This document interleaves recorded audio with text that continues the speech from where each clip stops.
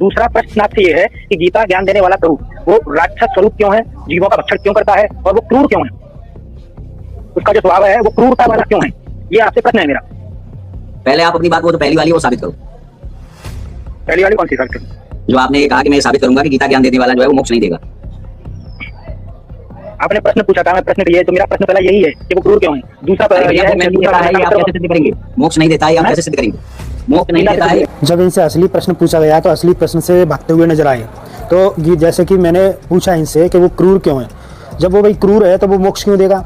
दूसरी बात, गीता अध्याय 10 श्लोक नंबर 23 में लिखा हुआ है कि मैं राक्षस हूँ, तो आप जाके पढ़ लेना। दूसरा मैं प्रमाण ये भी दिखा देता हूँ, ये अब इसी विष्णु पुराण में देखते हैं। विष्णु पुराण में यहाँ पे साफ साफ लिखा हुआ है श्लोक नंबर 20 में कह रहे हैं, मैं इसको थोड़ा जूम करके दिखा देता हूँ कि हे पुरुषोत्तम, आप जो क्रूरता और माया से युक्त घोर तमोमय रूप है उस राक्षस रूप को नमस्कार है।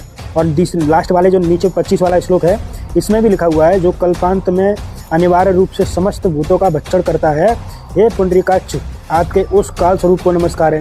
तो आप ये क्रूरता वाला और ये वास्तव में क्रूर है इसीलिए तो लिखा हुआ है।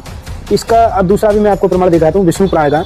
अब ये कहेंगे कि भाई ये जो मक्कार लोग होते हैं, राक्षसी प्रवृत्ति के लोग होते हैं, ये उनके लिए राक्षस है, सबके लिए नहीं है। अब इसका भी मैं थोड़ा यहीं की याद दे देता हूँ। ये है विष्णु पुराण का 223 नंबर पृष्ठ पे लिखा हुआ है, जो प्रलय काल में देवता आदि समस्त प्राणियों का समान भाव से भक्षण करके नृत्य करता है, आपके उस रुद्र स्वरूप को नमस्कार है। तो ये तो देवताओं को भी और राक्षसों को भी समान रूप से भक्षण कर रहा है, ये आपको प्रमाणित कर